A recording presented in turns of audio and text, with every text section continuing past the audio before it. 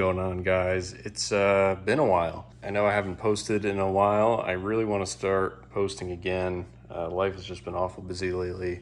But the first video that I wanted to make, now that I'm going to start posting again, is a general truck update. It definitely looks a little different nowadays.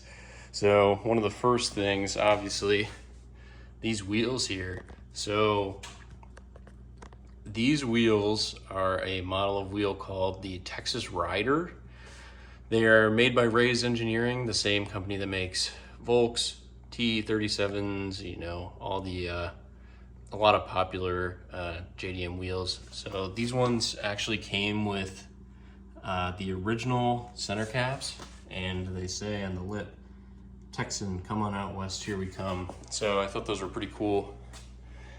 I actually found similar sets of these wheels right after I got the truck, and I wanted to get a pair really bad, but they're super hard to find. From what I can tell, they were only really made from 1990 to like 97-ish roughly. So I didn't have a lot of luck. I looked for about 2 years-ish roughly at this point, and finally found a set that were in good shape. The chrome on these is still really nice, but they are 6-lug instead of 5-lug. This truck is a 5-lug. So right now they're adapted. They do have an adapter, but causes them to stick out quite far, which isn't too bad. These are 16 by 8s.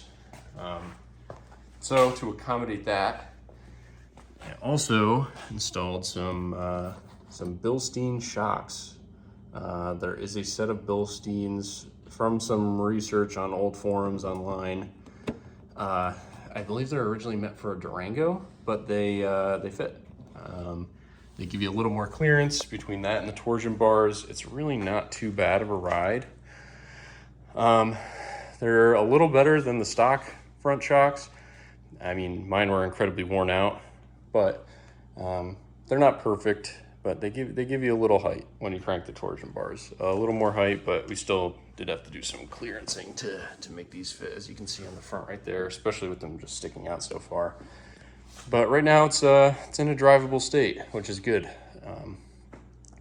Took a little while to get there. So like I said, with the Ray's Texas Riders, it took me about 2 years to source a complete set of these, with the chrome still good, with the original center caps, and without too much pitting.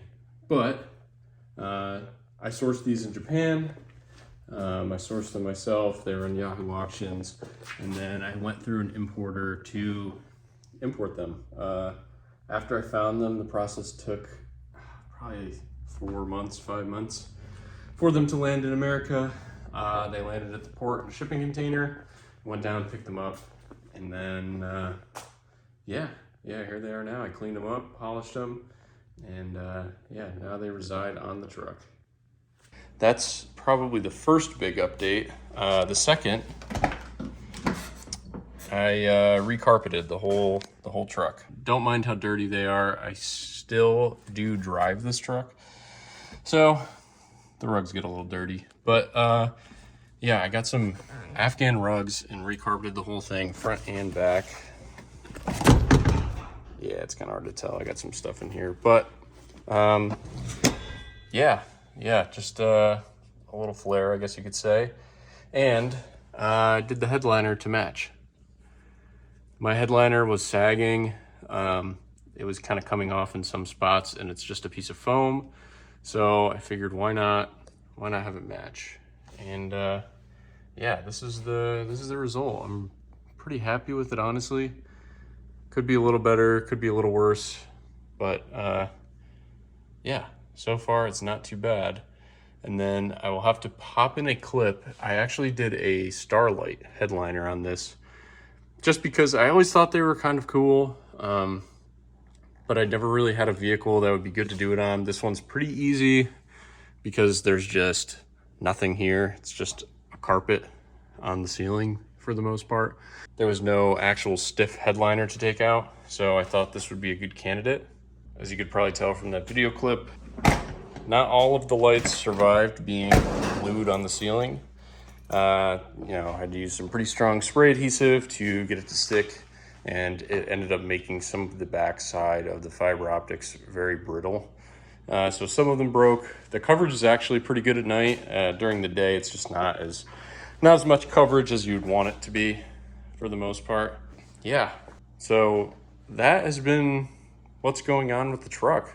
There's a couple things that I have planned for this that I will eventually be making videos out of. There's a few exterior things that I would like to get done with the truck, and I actually sourced some really cool seats in Japan, so I'm currently waiting for those to get here. So I would love to do some type of installation video on those, or maybe an update video after they're done.